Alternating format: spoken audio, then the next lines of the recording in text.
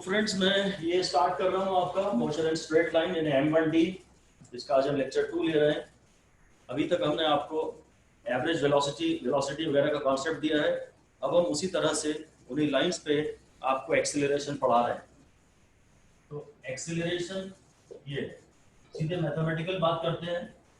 Acceleration is rate of change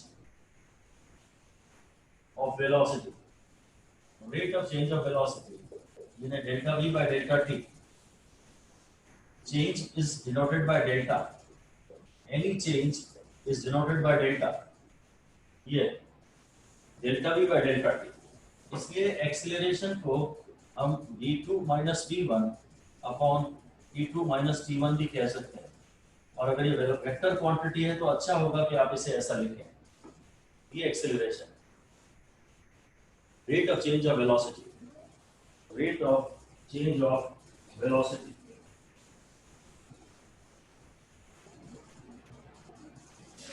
ठीक है, अगर किसी इंस्टेंट t1 पर वेलोसिटी v1 है और किसी अगले इंस्टेंट t2 पर वेलोसिटी v2 है, तो इस बीच जो टाइम t1 और t2 के बीच में इलैप्स हुआ, इस बीच में जो वेलोसिटी में चेंज है वो हमको इस इक्वेशन से मिल जाएगा, है ना। ऐसा लिख दीजिए, in the interval that lies between t1 and t2, in the interval that lies between t1 and t2, the velocity vector changes by this v2 minus v1, vector v2 minus vector v1. So the average acceleration for the above interval is given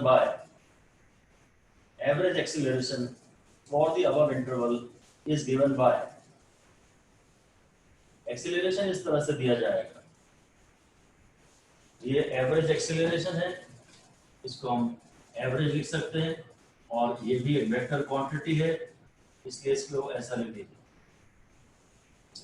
average acceleration लिखने का यह भी तरीका होगा, delta v1 plus delta t2 upon delta t1 plus delta t2। Acceleration को हम ऐसा भी लिख सकते हैं।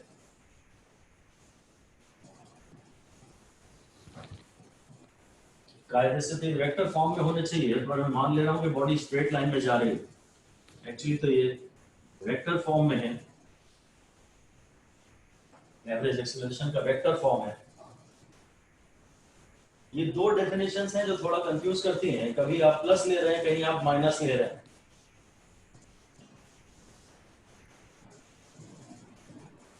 ये बता रहा है कि इंस्टेंट t1 पे जैसे 5 सेकंड बाद वेलोसिटी इतनी है और 8 सेकंड बाद वेलोसिटी इतनी है।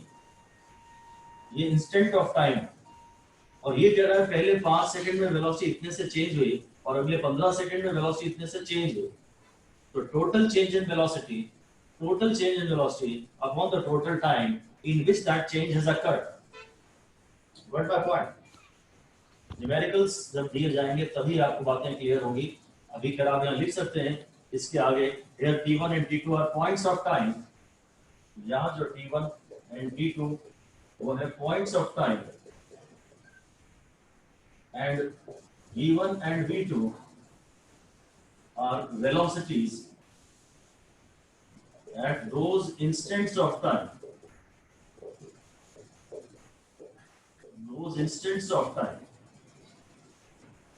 ये एवरेज एक्सेलरेशन निकालने का एक तरीका है। बोलेगा 5 सेकंड पे इतनी है और 8 सेकंड पे इतनी है, तो t1 t2 point of time होगा, और t1 वाले इंस्टेंट पे वेलोसिटी v1 है और t2 वाले इंस्टेंट पे वेलोसिटी v2 इतनी है। यहाँ जो डेल्टा t1 और डेल्टा t2 है, they are intervals of time. अभी मैं आपको इन पे न्यूमेरिकल दूंगा, तब आपको बातें एकदम परफेक्ट क्लियर हो जाएंगी। They are intervals of time। मतलब क्या कि पहले 5 सेकंड में वेलोसिटी इतने से चेंज हुई और अगले में भी 15 सेकंड्स में वेलोसिटी इतने से चेंज हुई। तो total span of this much, in a total span of this much, velocity changes by what amount? I am talking about तो rate of change of velocity, ये है एवरेज एक्सीलरेशन। ठीक है, मेनली तो एवरेज एक्सीलरेशन ही हमारे काम का है, इसी के न्यूमेरिकल हम ज्यादातर देखने को पढ़ते हैं। ऑलराइट,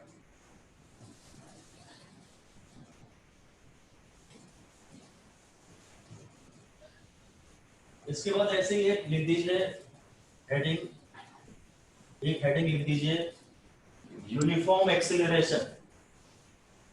यूनिफॉर्म एक्सीलरेशन, और यूनिफॉर्म एक्सीलरेशन का मतलब होता है कांस्टेंट एक्सीलरेशन। कांस्टेंट एक्सीलरेशन ये टाइम है, और एक्सीलरेशन की वैल्यू ऐसी है, मान लीजिए एक्सीलरेशन है 2, एक्सीलरेशन की वैल्यू लगातार 2 है। यूनिफॉर्म एक्सीलरेशन या कांस्टेंट एक्सीलरेशन, ये यूनिफॉर्म एक्सीलरेशन से बहुत रेयरली कभी कभी पर आपके दिमाग में ऐसा मैसेज आता है जैसे यूनिफॉर्मली इंक्रीजिंग एक्सीलरेशन, ऐसा नहीं है। लिख दीजिए साफ साफ वार्निंग लिख दीजिए कि it is not uniformly, uniform acceleration does not mean, uniform acceleration does not mean uniformly increasing acceleration. Uniform acceleration does not mean uniformly increasing acceleration. It means constant acceleration. ये ग्राफ है कि p तो बढ़ता जा रहा है और गाड़ी की वैल्यू एक्सीलरेशन, इस समय एक्सीलरेशन कांस्टेंट है। और खुद ही विजुअलाइज करिए कि अगर आप कांस्टेंट एक्सीलरेशन से अपनी बाइक चला रहे हैं, कांस्टेंट एक्सीलरेशन से, तो आपकी वेलोसिटी कांस्टेंट रेट पे बढ़ रही है। अगर एक्सीलरेशन कांस्टेंट है ना, तो वेलोसिटी कांस्टेंट नहीं है। लिख दीजिए, if acceleration is constant, if acceleration is constant, it means that velocity is increasing at a constant rate. Acceleration is constant, it means that the velocity is increasing at a constant rate. And since the velocity is not constant, therefore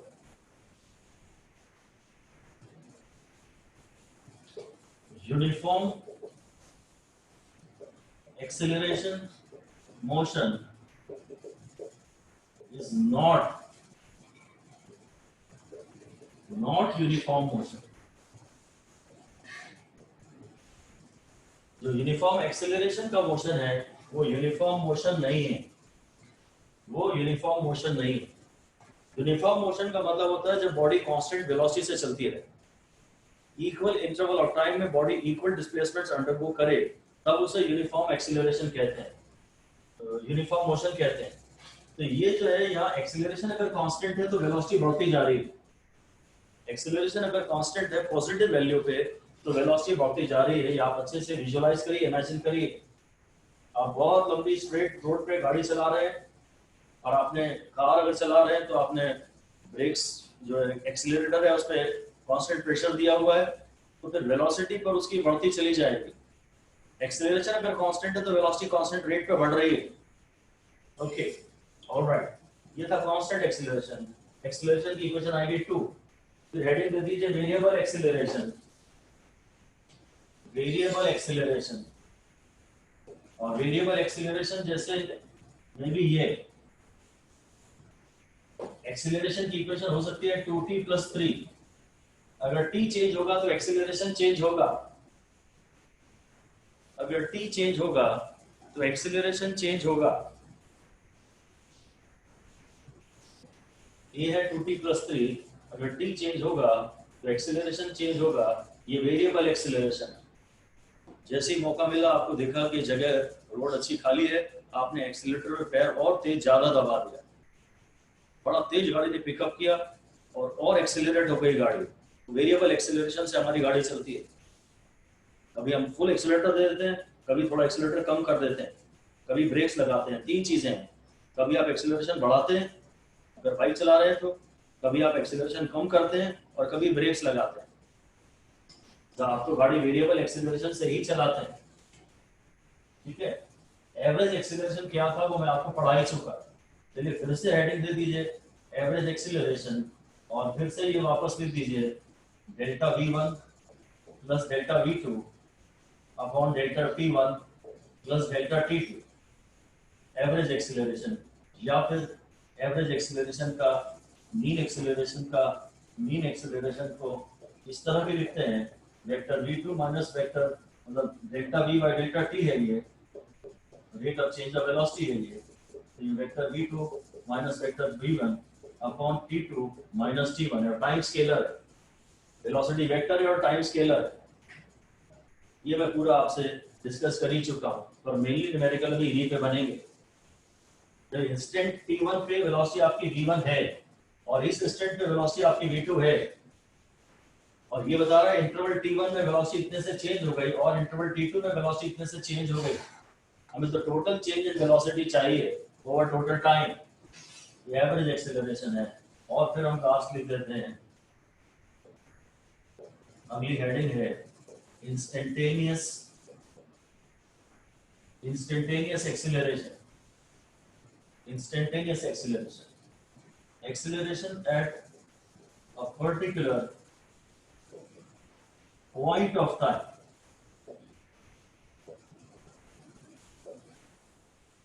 acceleration at a particular point of time। Excuse me sir, जी बोलिए। Variable acceleration एक बार फिर से explain कर दीजिए। हाँ, variable acceleration का तो मतलब केवल ये है कि एक्सीलरेशन कांस्टेंट नहीं है। You can be more specific about your doubt and discuss it at length as much as you want। Variable से तो फिलहाल मेरा केवल इतना कहना है, वो ग्राफ वगैरह पे मत जाइए, सिर्फ इतना देखिए कि एक्सीलरेशन कभी कुछ है कभी कुछ है कभी कुछ है। आपको खाली सड़क देखी, आपने तो एक्सीलरेटर पे पैर रख दिया और गाड़ी बहुत तेज एक्सीलरेट हो गई, फिर आपको लगा कि स्पीड ब्रेकर आ रहा है तो आपने एक्सीलरेटर कम कर दिया, ब्रेक्स लगा दिए, कभी एक्सीलरेशन बढ़ रहा है कभी घट रहा है, कभी बढ़ रहा है कभी घट रहा है। It can be anything. Variable acceleration मतलब acceleration is maybe following some this graph. When the value of acceleration at different instants of time is different, then it is called variable acceleration। लिख लीजिए आप वहां पर, जहां आपने variable acceleration लिखा है ना, वहां एक लाइन लिख दीजिए, and feel free to ask whatever any number of times, you are always welcome। और न क्लियर हो तो फिर से इंसिस्ट करिए कि नहीं सर अभी और नहीं समझ में आया, अभी और समझाइए, तभी मजा आता है क्लास में जब इंटरेक्शन होता है। सर एक और बार समझा दीजिए। ये लिखिए when the value of acceleration at different instants of time is different, when the value of acceleration at different instant of time is different, value of acceleration at different instant of time is different, then it is called variable acceleration, then it is called variable acceleration।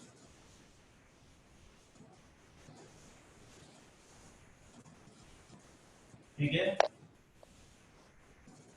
Shri भाई आपको मैं इस बारे में कुछ और समझाऊं? Anything else do you want to ask? Please go ahead। No sir। Thank you। All right, feel free to interrupt me at your will, absolutely no issues।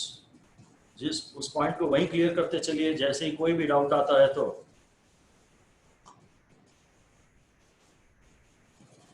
Equation से भी मैंने बताया था कि इसमें तो क्या है कि अब वैल्यू 2 है तो 2 है 2 है 2 है 2 है।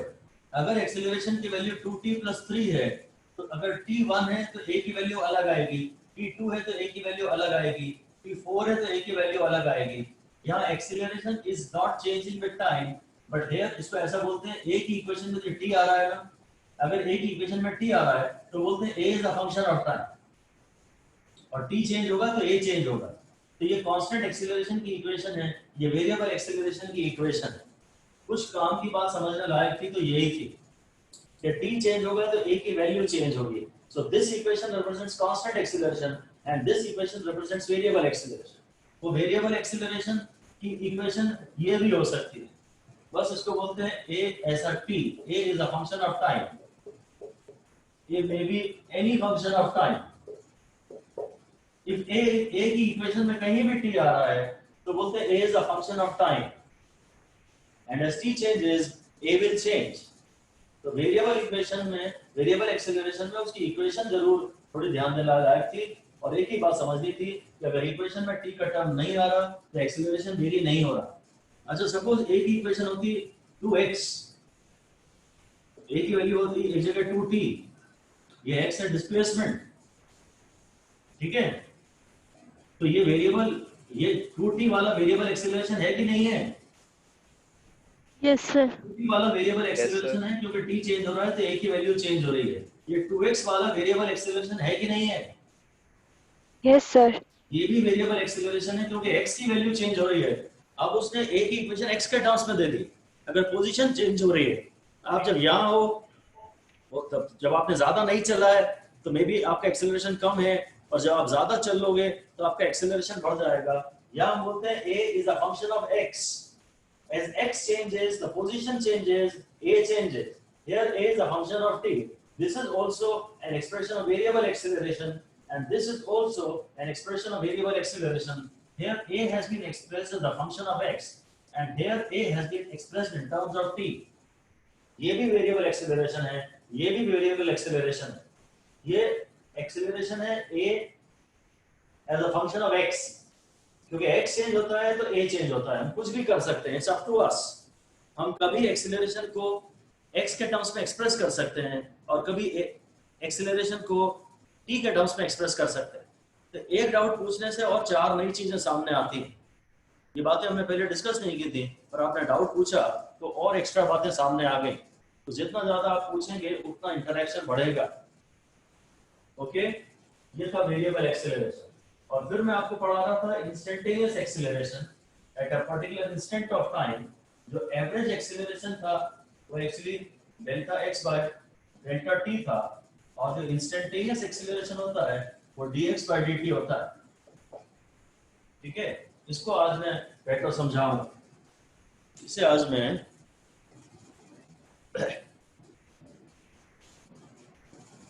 interested. Okay, all right.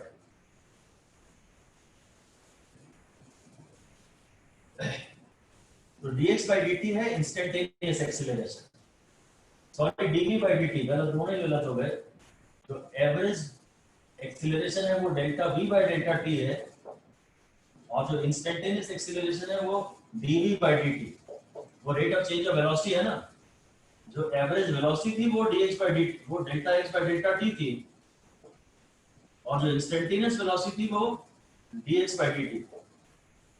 किसी इंस्टेंट के लिए ये d बन जाता है। डेल्टा का मतलब होता है बिग चेंज, डेल्टा का मतलब होता है बिग चेंज, और d का मतलब होता है स्मॉल चेंज। ये वेरी स्मॉल चेंज, ये अलग से आज क्लियर किए जाएंगे।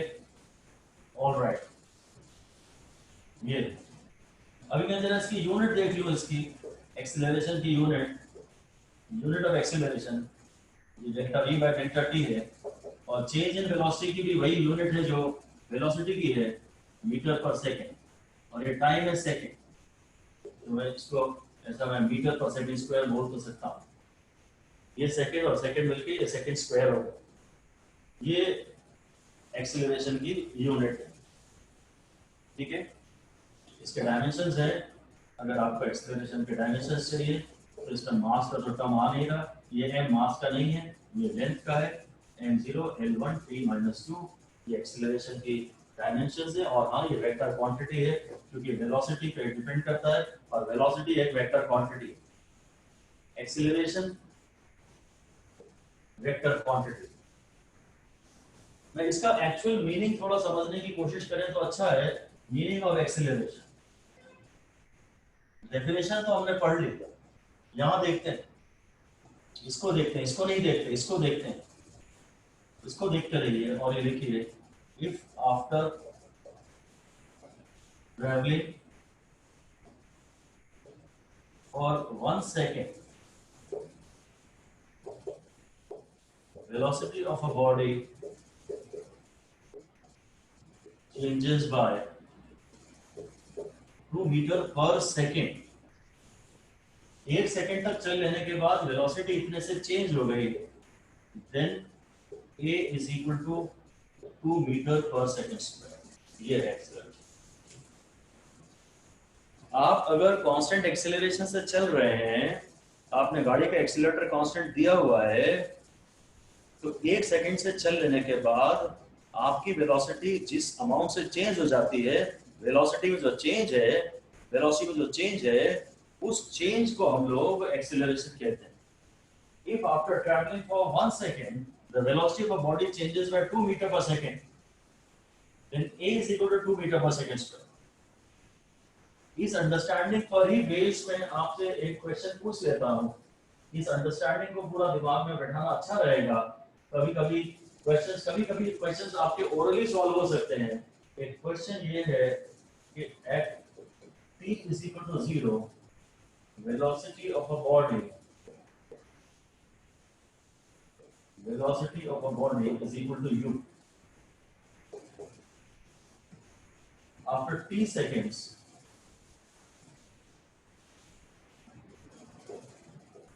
the body is moving with constant acceleration a. Constant acceleration a. Find its final velocity after time t. U plus AT. हाँ, ठीक है, समझा दीजिए कैसे। सर वो तो फॉर्मूला ही था v is equals to u plus AT और आपने सारे सुनना ना, फॉर्मूला ही तो मुझे नहीं सुनना, मुझे इसका फील चाहिए। मुझे देखना है कि आपको मेरी बातें समझ में आ रही है कि नहीं आ रही। मुझे फॉर्मूला तो नहीं चाहिए ना। Sir AT is equals to velocity होता है। अभी भी मजा नहीं आया मुझे।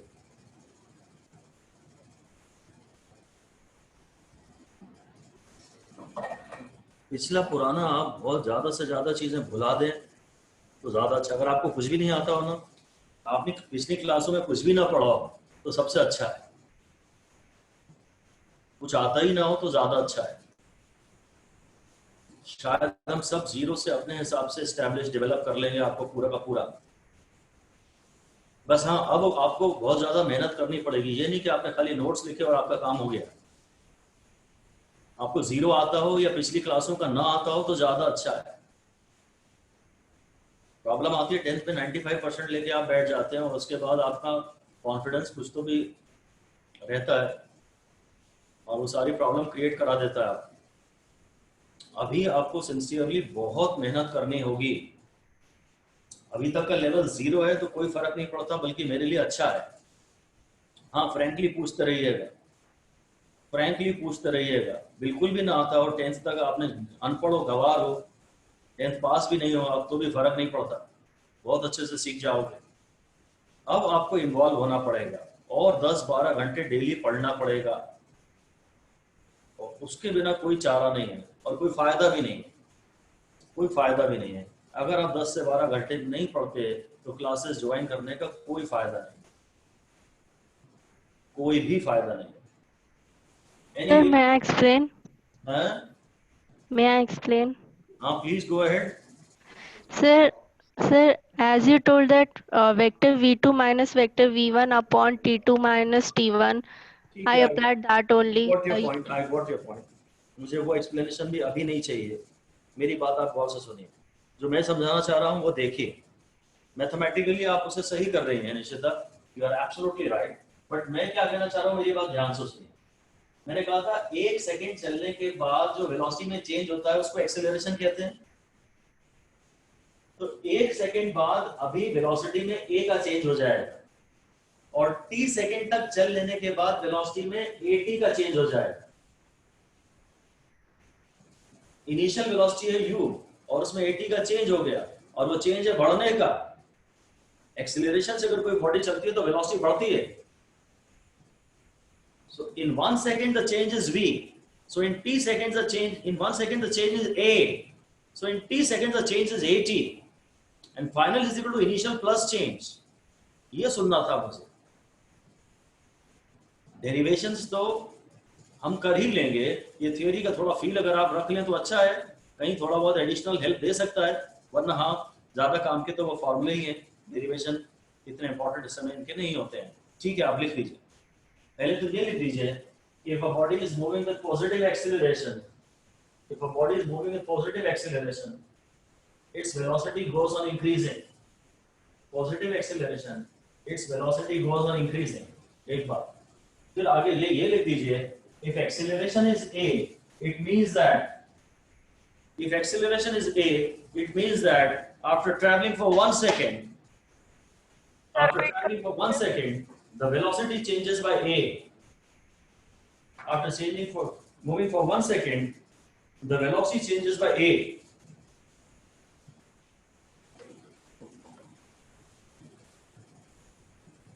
और अगली लाइन में लिख दीजिए, therefore after traveling for t seconds, the change in velocity is at. The change in velocity is at. After traveling for t seconds, the change in velocity is at. 1 second का change a है, तो t second का change at है और velocity बढ़ रही है, तो final velocity is equal to initial velocity plus change.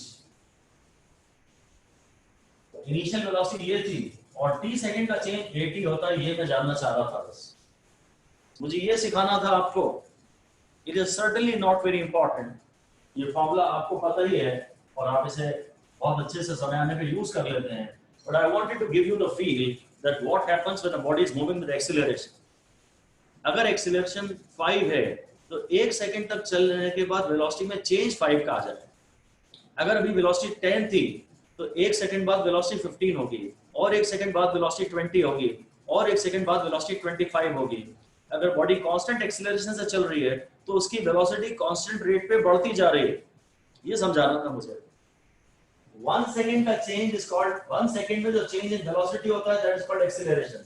तो t सेकंड का चेंज इज at, तो initial plus change is equal to final, और प्लस इसलिए क्योंकि अगर एक्सीलरेशन पॉजिटिव है तो वेलोसिटी बढ़ रही है। एक्सीलरेशन पॉजिटिव है तो वेलोसिटी बढ़ रही है। ठीक है, बस अगली लाइन में ऐसे ही लिख दीजिए, ये हो गया। अगली लाइन में लिख दीजिए, if acceleration is negative, velocity goes on decreasing. Acceleration negative है तो velocity goes on decreasing. शायद इससे मैं पूछता हूँ, ये VT ग्राफ है और ये मैं पूछता हूँ कि ये ग्राफ है, इसमें आपको बताना है कि एक्सीलरेशन पॉजिटिव है या नेगेटिव। पॉजिटिव। वेलोसिटी कंटिन्यूअसली बढ़ती चली जा रही है। फिर ये ग्राफ है, इसमें आप एक्सीलरेशन के बारे में क्या बोलते हैं? Constant. Zero. Velocity is constant, but the acceleration is zero. आपको दिखता कांस्टेंट है तो आप बोलते हो कांस्टेंट, पर जो दिख रहा है वो यहां लिखा है। Velocity is constant. Focus on the unknown. Unknown को ध्यान से सुनिए और अननोन को ढूंढिए, अननोन के लिए और थोड़ा सा अलर्ट होइए। जो दिखता है वो डायरेक्टली वही पूछता नहीं है कभी। यहाँ v दिख रहा है, मैं आपसे यहाँ x के बारे में भी पूछ सकता हूँ और v के बारे में भी और a के बारे में। मैं 3 चीजों के बारे में तो कम से कम आपसे पूछ ही सकता। एक है डिस्प्लेसमेंट, एक है वेलोसिटी और एक है एक्सेलरेशन। और ग्राफ में जो डायरेक्टली आपको दिख रहा है वो वेलोसिटी। टाइम कांस्टेंट है, टाइम तो सॉरी बढ़ता जा रहा है, पर बॉडी कांस्टेंट वेलोसिटी से चल रही है तो उसका एक्सेलरेशन 0 है। और कभी VT ग्राफ ऐसा है, इसका मतलब क्या है? नेगेटिव। इसका मतलब क्या है? नेगेटिव। इसका मतलब मैं 3 चीजों में पूछता हूँ। ये बना लीजिए और लिखिए नंबर 1 कमेंट ऑन। सबसे पहले तो वही पूछ लेता हूँ जो दिख रहा है। कमेंट ऑन V पे कमेंट करिए। तो जवाब है velocity goes on decreasing. It is decreasing. और अगर ये स्ट्रेट लाइन ग्राफ है तो हम बोलते हैं velocity goes on decreasing linearly. जब भी ये ग्राफ स्ट्रेट लाइन होता है तो हम उसे लीनियर ग्राफ बोलते हैं। Velocity goes on decreasing linearly. ठीक है, velocity goes on decreasing linearly. अब चलो नंबर 2 जो तुम्हारे लिए ज्यादा आसान है वो पूछ लेता हूं। एक्सेलरेशन के बारे में बताओ। पॉजिटिव है कि नेगेटिव, बस यही बताओ। नेगेटिव। नेगेटिव। शाबाश, नेगेटिव लिख दीजिए। Velocity is decreasing, so A is negative. बिल्कुल सही, शाबाश, ए नेगेटिव। ये तो आसान था। सबसे कठिन है एक्स पोजीशन। थर्ड नंबर पे आप लिख के आपको बताना है कि distance of the particle from the origin is number 1 increasing, number 2 decreasing. Increasing. Increasing. Particle की पोजीशन ओरिजिन से बढ़ रही है या घट रही है? अगर आप कह रहे हैं इंक्रीजिंग, तो you may raise your hand. Increasing अगर बढ़ रही है तो रिएक्शंस वाला आपके पास ऑप्शन है, उससे आप हाथ खड़े कर दीजिए। शांभवी सिंह, मुस्तफा रिजवान, स्वराज गुप्ता, दानिश तारिक और निशिता। और मेरा फेवरेट हमेशा रहेगा ये स्वराज गुप्ता। स्वराज गुप्ता जी, आप समझा दीजिए, बाकी हाथ नीचे कर लीजिए। सर वेलोसिटी भले ही डिक्रीज ही हो रही है, लेकिन सर कोई ना कोई वेलोसिटी का नंबर तो होगा ही, इसलिए सर जो डिस्टेंस है वो तो बढ़ता ही रहेगा ना। शाबाश, बहुत बढ़िया, I am really impressed, very good, बहुत बढ़िया। हाथ नीचे कर लीजिए। और अब मेरी बात आप सुनिए। वेलोसिटी डिक्रीज हो रही है, पर इस समय है तो पॉजिटिव। वेलोसिटी डिक्रीज हो रही है का मतलब एक्चुअली है कि आप जब गाड़ी चला रहे हैं तब तो आपने गाड़ी में ब्रेक्स लगाना शुरू कर दिए। जब आप ब्रेक लगाते हैं तो वेलोसिटी कम होना शुरू हो जाती है? पर जैसे ही आप ब्रेक लगाते हैं तो भी गाड़ी जाती तो आगे ही है, जब तक उसकी वेलोसिटी 0 ना हो जाए। गाड़ी आगे जा रही है तो उसका एक्स बढ़ रहा है। वेलोसिटी कम हो रही है तो भी है तो पॉजिटिव, और पॉजिटिव मतलब वो अभी ओरिजिन से दूर जा रही है। ये ओरिजिन है, यहाँ आपकी गाड़ी थी, वो इधर जा रही थी, आपने ब्रेक लगाए, ब्रेक लगाते गाड़ी पलट के इधर आना शुरू तो नहीं हो जाती? जब आप ब्रेक लगाते उसके बाद भी गाड़ी थोड़ी देर तो आगे ही जाती है, इसलिए गाड़ी आगे जा रही है और ये ओरिजिन से दूर जा रही है और इसका एक्स पॉजिटिव है। ऐसे ही लिख दीजिए। The velocity is decreasing, but its value is positive. Velocity is decreasing, but its value is positive. Velocity is decreasing, but its value is positive. Therefore, displacement in the positive direction still increases. Displacement in the positive direction still increases.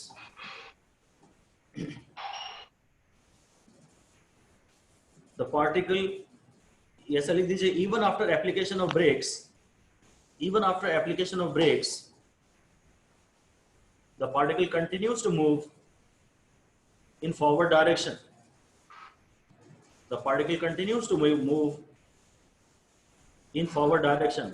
आप break लगाते हैं तो भी गाड़ी थोड़ी देर तो आगे ही जाती है, उसका ओरिजिन से एक्स जो है वो तो बढ़ता ही है।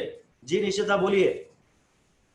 सर मतलब हमने पहले पढ़ा था कि d is equals to velocity into time. उस हिसाब से देखें, अगर वेलोसिटी कम हो रही तो डिस्टेंस भी कम होना चाहिए। देखो निशिता, ये मैं एक बात फिर से अभी आप सबको बहुत बड़ी वार्निंग दे रहा हूँ, इसे हमेशा के लिए, जिंदगी भर के लिए इस फॉर्मूले को भुला दीजिए कि velocity is distance upon time. एक तो उसे डिस्प्लेसमेंट अपॉन टाइम बोलिए, और वो फॉर्मूला सिर्फ एक कंडीशन में लगता है, जब वेलोसिटी कांस्टेंट हो। अभी वेलोसिटी कांस्टेंट नहीं है, वेरिएबल वेलोसिटी है। v का सिर्फ एक फॉर्मूला तुम्हें सही पता होना चाहिए, और वो है dx by dt। v का फॉर्मूला x by t बच्चे बोलते हैं, और तुम अब बड़े हो गए हो। v का फॉर्मूला x by t आज के बाद तुम्हें नहीं बोलना है। नहीं बोलोगे ना? No warning sir. लिख दीजिए। आपको अपनी बात समझ में आ गई निश्चिता? गलती समझ में आ गई? Yes sir. हाँ, वार्निंग लिख दीजिए कि never never never, even by chance, never say that v is equal to x by t। Velocity का फॉर्मूला डिस्टेंस अपॉन टाइम या डिस्प्लेसमेंट अपॉन टाइम सही तो है, पर खाली एक कंडीशन में। तो बेहतर यह है कि आप उसको हमेशा के लिए भुला दें। The best formula of v is dx by dt। Velocity का बेस्ट फॉर्मूला है dx by dt। लिख दीजिए, v is equal to displacement upon time is valid, v is equal to displacement upon time is valid only for, v is equal to displacement upon time is valid only for constant velocity motion. velocity is equal to displacement upon time is valid only for constant velocity motion. And the most general formula applicable in any case is, कोई भी case हो, constant velocity हो, constant acceleration हो, variable velocity हो, variable acceleration हो, कोई भी case हो, एक्सेलरेशन जीरो हो, वेलोसिटी जीरो हो, कोई भी केस हो, the most general formula of v is dx by dt. अब आप बड़े हो गए हैं तो v को x by t जितना जल्दी दिमाग से हटा दें उतना अच्छा है. v को dx by dt बोलिए, इंस्टेंटेनियस वेलोसिटी के समय जो पढ़ा था. अगर ये गारंटी है कि कांस्टेंट वेलोसिटी मोशन है, अगर ये गारंटी है कि कांस्टेंट वेलोसिटी मोशन है, तो ठीक है, velocity is displacement upon time बोलने से हमारा टाइम बचेगा. dx by dt मत बोलिए. But first make it sure that whether it is a case of constant velocity और नॉट. यहाँ पे आप ब्रेक्स लगा रहे हैं, वेलोसिटी हर मोमेंट पे थोड़ी थोड़ी कम होती चली जा रही है. यहाँ ब्रेक्स लगा रहे हैं, वेलोसिटी हर मोमेंट पे कम होती चली जा रही है, तो वेलोसिटी का फॉर्मूला डिस्प्लेसमेंट अपॉन टाइम अब नहीं लगेगा. अब ये बात पक्की है. मैं तो ये बस बता रहा था कि x इस समय वेलोसिटी कम हो रही है. अगर वेलोसिटी कम हो रही है तो ये रिटार्डेड मोशन है. v का शायद कभी कभी ये भी ग्राफ दे सकते हैं x के रिस्पेक्ट में. x के रिस्पेक्ट में वेलोसिटी कम तो हो रही है, पर बहुत क्लियरली शायद टाइम के रिस्पेक्ट में भी हो रही होगी. पर ये एक्सेलरेशन, ये वेलोसिटी का मैग्नीट्यूड तो खैर कम ही हो रहा है, ठीक है, पर हाँ x के रिस्पेक्ट में हो रहा है. वो बता रहा है कि आप 2 मीटर पे जब आप थे तो आपकी इतनी वेलोसिटी थी, 3 मीटर पे आपकी इतनी वेलोसिटी थी, 5 मीटर पे आपकी इतनी वेलोसिटी थी. जब आप ओरिजिन से 2 मीटर पे थे तो आपकी वेलोसिटी इतनी थी, 3 मीटर पे थे तो वेलोसिटी इतनी थी, 5 मीटर पे थे तो इतनी वेलोसिटी थी. तो जैसे जैसे x बढ़ रहा है आपकी वेलोसिटी कम हो रही है. इससे हम कोई कंक्लूजन तो नहीं लेना चाहते, बट ठीक है, हाँ इसमें भी वेलोसिटी, इधर वेलोसिटी टाइम के रिस्पेक्ट में कम हो रही है, इधर वेलोसिटी x के रिस्पेक्ट में कम हो रही है, इतना ही कहेंगे. चलिए इन बातों को सम अप करते हैं. एक लास्ट बात पढ़ लेते हैं और वो है रिटार्डेशन. रिटार्डेशन आप समझते ही है, इसकी डेफिनेशन क्या है? Negative acceleration. बस इतनी सी डेफिनेशन, नेगेटिव एक्सेलरेशन. यदि ये a इज इक्वल टू -2 है, ये a ग्राफ है और ये t ग्राफ है, यदि ऐसा है या यदि ऐसा है, ये t ग्राफ ऐसा है या कभी ऐसा है, ABC,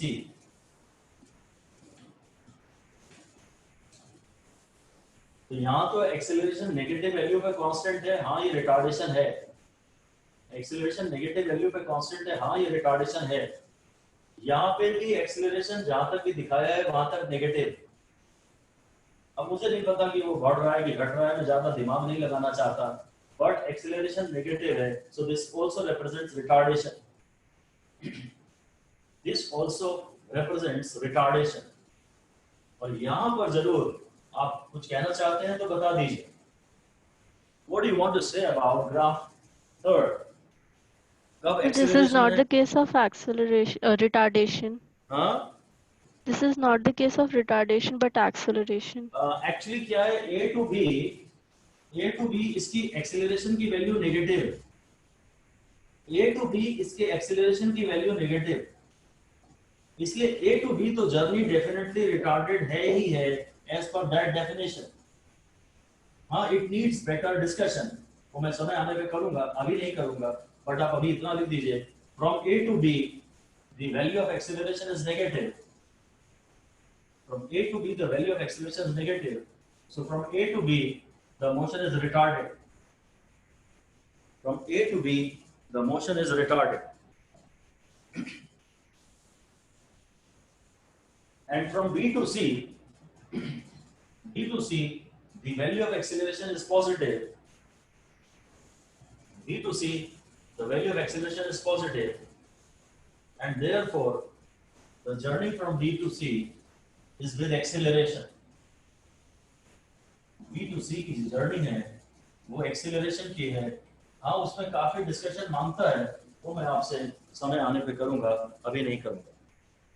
पर एक बात पक्की है कि अगर a की वैल्यू जिस इंस्टेंट पे नेगेटिव है उस इंस्टेंट पे एक्सीलरेशन नेगेटिव है तो वो रिटार्डेशन है, बस बात खत्म। ज्यादा सोचेंगे तो कंफ्यूजन बढ़ेगा। First let us absorb this concept, let this thing settle in, sink in कि अगर a नेगेटिव है तो no further discussions, it is retardation. Journey के जिस पार्ट में a नेगेटिव है वो रिटार्डेशन है, और जर्नी के जिस पार्ट में a पॉजिटिव है वो एक्सीलरेशन है, बस। ओके जब वक्त आएगा तब मैं आपसे एक डिस्कशन चाहूंगा, उसके बेसिस पे ये सारी बात आपको एकदम क्लियर हो जाएगी। आप मेरी बात सुनिए कि अगर स्पीड 5 से बढ़ के 6 हो रही है, किसी बॉडी की स्पीड 5 से बढ़ के 6 हो रही है, तो वो बढ़ रही है कि घट रही है? 5 से 6 हो रही है तो वो बढ़ रही है, नो डाउट्स। पर अगर वेलोसिटी -5 से -6 हो रही है, वेलोसिटी -5 से -6 हो रही है, तो वेलोसिटी इंक्रीज हो रही है कि डिक्रीज? डिक्रीज। है निशिता, क्या बोला आपने? डिक्रीज। डिक्रीज ना? Yes sir. बस तो आपको कोई प्रॉब्लम नहीं आएगी जब मैं आपको समझाऊंगा आपका जो डाउट है। बस आप इस बात को लिख दीजिए, एक लाइन लिखिए। If speed changes from 5 to 6, 5 meter per second to 6 meter per second, it increases. If speed changes from 5 meter per second to 6 meter per second, it increases, no doubts.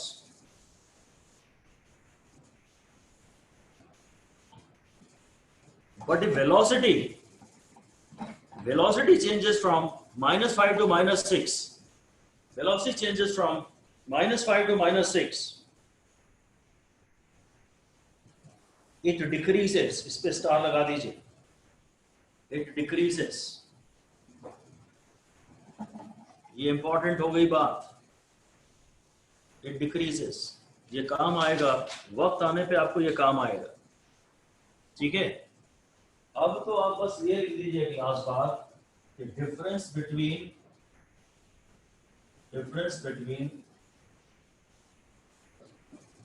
Retardation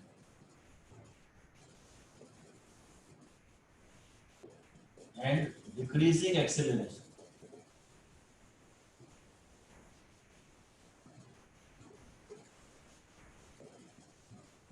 Difference between retardation and decreasing acceleration.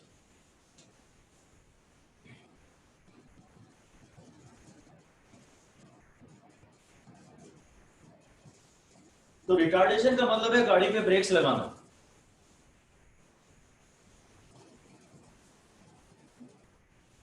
Retardation का मतलब है गाड़ी में breaks लगाना। और decreasing acceleration का मतलब यह है कि आपने जो फुल एक्सीलरेटर दिया हुआ था ना गाड़ी में, वो थोड़ा सा कम कर दिया, ब्रेक्स नहीं लगा। लिख दीजिए, retardation means application of brakes. Retardation means application of brakes.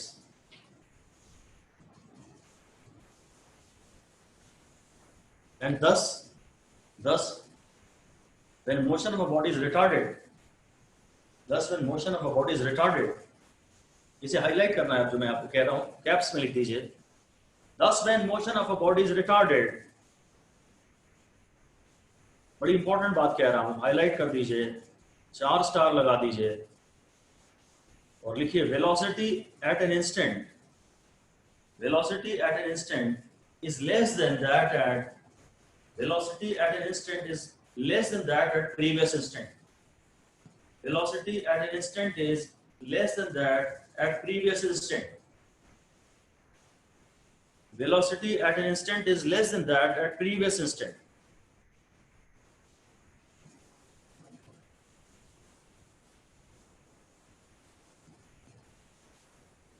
Right? Retardation की 2 डेफिनेशंस हैं। नंबर 1 नेगेटिव एक्सीलरेशन, उससे भी ज्यादा काम की ये डेफिनेशन, अगर किसी भी इंस्टेंट पे वेलोसिटी प्रीवियस इंस्टेंट की तुलना में कम हुई तो ये मोशन रिटार्डेड कहलाएगा। बहुत ही इंपॉर्टेंट बात है। इसी से आपको ये रामबाण है, इसके बाद आपको कभी प्रॉब्लम आएगी नहीं रिटार्डेशन डिसाइड करने में। और डिक्रीजिंग एक्सीलरेशन में क्या होता है कि आपने फुल एक्सीलरेशन दिया हुआ था 10 मीटर पर सेकंड स्क्वायर मान लीजिए, मान लीजिए बॉडी कोई ग्रेविटी में फ्रीली गिर रही थी तो उसमें एक्सेलरेशन 9.8 मीटर पर सेकंड स्क्वायर था। अब मैंने उसे रोक रहा, एयर फ्रिक्शन ने उसे रोका, तो उसका एक्सेलरेशन 8 मीटर पर सेकंड स्क्वायर हो गया, 9.8 की जगह 8 हो गया। तो वो रिटार्डेशन नहीं है, उसका एक्सेलरेशन कम हुआ है पर अभी भी पॉजिटिव है। उसकी वेलोसिटी अब उतनी तेजी से नहीं बढ़ रही जितनी तेजी से बढ़ती थी, पर बढ़ अभी भी नहीं है। एक्सेलरेशन 9.8 की जगह अगर 8 हो गया तो 1 सेकंड बाद वेलोसिटी 8 से ज्यादा पाई जाएगी। आप समझ रहे हैं? ऐसा लिख दीजिए, when a body is falling freely, its acceleration is 9.8 meter per second square. Its acceleration is 9.8 meter per second square. But due to air friction, suppose it falls with an acceleration of 8 meter per second square. 8 meter per second square.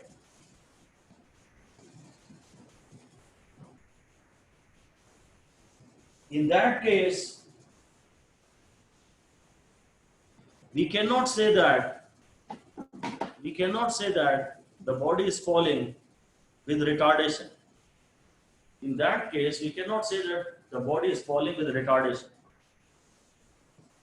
We can say that it is falling with decreasing acceleration.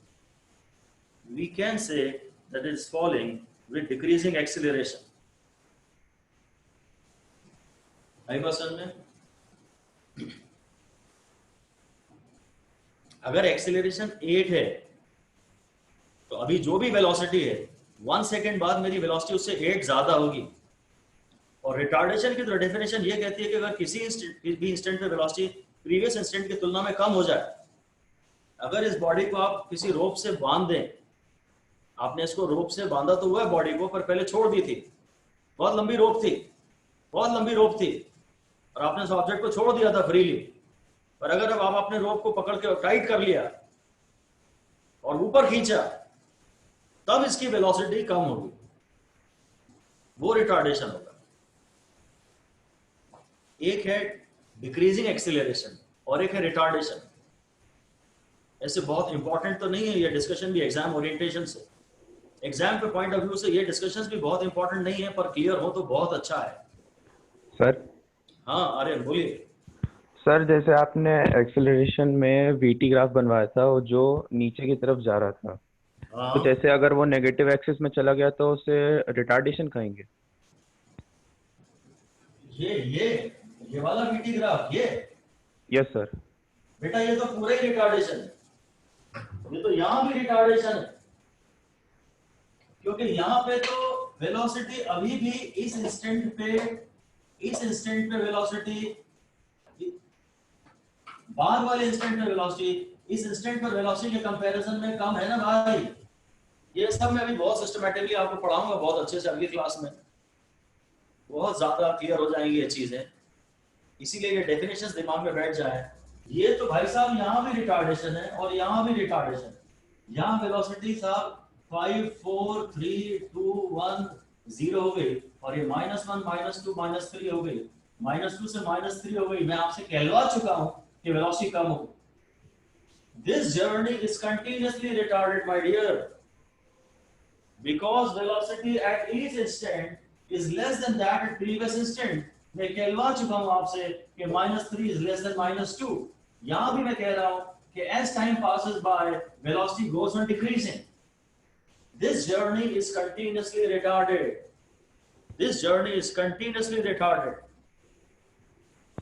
ये मैं आपको clear करूंगा और better next class में।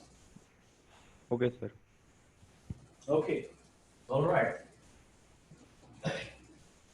अब हम इनके ऊपर छोटे छोटे कुछ न्यूमेरिकल्स लेते हैं, क्योंकि हमने कहा था कॉन्सेप्ट असली न्यूमेरिकल से क्लियर होगा। खास तौर से एवरेज वेलोसिटी के जो दो फॉर्मूले लिखवाए थे वो अब आपको क्लियर होंगे न्यूमेरिकल्स की मदद से। पहले तो यही लिख दीजिए एक ऑर्डिनरी क्वेश्चन, ये लिखिए in 5 seconds a body travels a distance of 5 meters and in next 10 seconds it travels a further distance of 25 meter in straight line. मेरे सभी क्वेश्चंस में मैं ये अज्यूम कर रहा हूं कि मेरे क्वेश्चन स्ट्रेट लाइन के हैं, ताकि डिस्टेंस और डिस्प्लेसमेंट में फर्क ना रह जाए. 25 meters in straight line. Calculate the average velocity of the journey.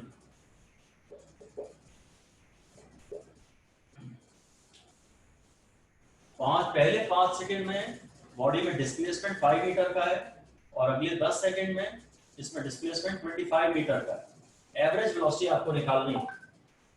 शायद एवरेज वेलोसिटी का ये वाला फॉर्मूला आएगा. एवरेज वेलोसिटी का ये फॉर्मूला आएगा delta x1 plus delta x2 upon t1 plus t2 या delta t1 plus delta t2. Delta मतलब इंटरवल, टाइम, डेल्टा t मतलब टाइम का इंटरवल और डेल्टा x मतलब चेंज इन पोजीशन. तो पहले 5 सेकंड में ये 5 मीटर चली बॉडी और बाद के 10 सेकंड में बॉडी 25 मीटर चली. तो पूरे 15 सेकंड में बॉडी 30 मीटर चली. उसकी पूरी जर्नी की वेलोसिटी 2 मीटर पर सेकंड कही जा सकती है. ये कहा जा सकता है पूरी जर्नी की वेलोसिटी 2 पे कांस्टेंट है. जितनी देर बॉडी चली उतनी देर पूरी जर्नी, पहले शायद वो धीरे चल रही थी, 5 सेकंड में 5 मीटर थी, पहले उसकी वेलोसिटी 1 थी, 5 सेकंड में 5 मीटर, 5 सेकंड में 5 मीटर. बाद में उसने मेकअप किया थोड़ा, अब 10 सेकंड में 25 मीटर ही चल गया. पूरी जर्नी की एवरेज वेलोसिटी ये है. समझ में आई ना बात? ठीक है. इसमें अगर मैं आपको ये भी कह देता कि बीच में 5 सेकंड बॉडी रेस्ट पे है, तो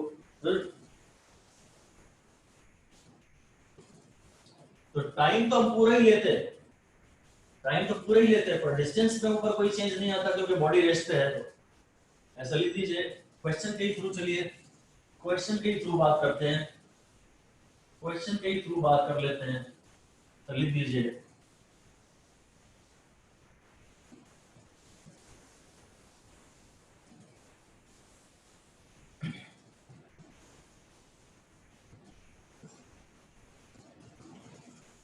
a person goes from Bhopal to Indore,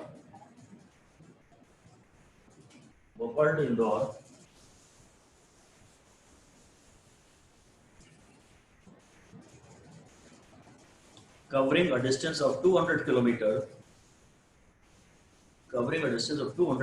non-stop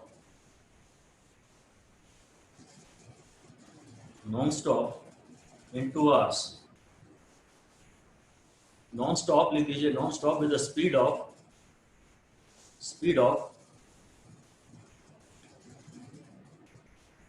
with an average speed of 80 kilometer per hour.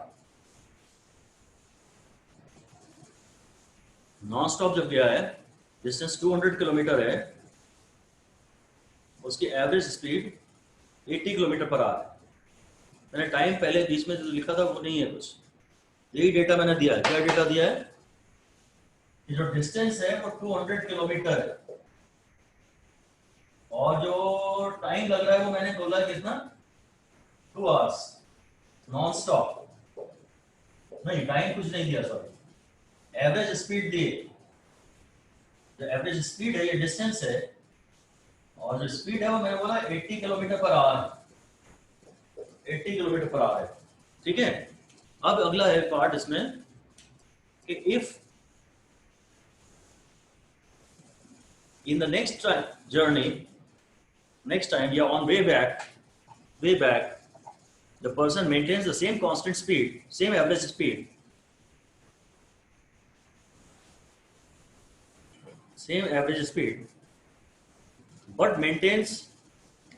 but takes but takes a total rest of 30 minutes at various intervals.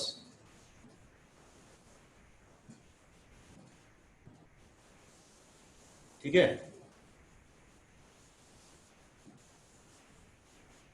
बीच बीच में उसने 2-3-4 break ले लिए और total इस तरह से 30 मिनट वेस्ट हो गए। उसकी स्पीड तो जब भी चली गाड़ी 80 किलोमीटर ही दिखा रही थी। तो what is the average speed now? हमने स्पीड की बात कर ली वेलोसिटी की जगह। गाड़ी तो जब भी चल रही है 80 की स्पीड से ही चल रही है, और आधा घंटा वो बीच में कभी कभी रुक गया, कभी टोल नाके पे रुका, कभी कुछ खाने रुका, कभी कुछ निकालने रुका। 30 मिनट उसके वेस्ट हो गए। अब जर्नी की एवरेज स्पीड कितनी हो जाएगी? 400/3 क्या कह रहे हो मामू जान? 200/3 सर 400/3 अच्छा 400/3। मेरे को खाली 400 सुनाई आया। मैंने कहा हवाई जहाज ले आया क्या तू जाके घर से?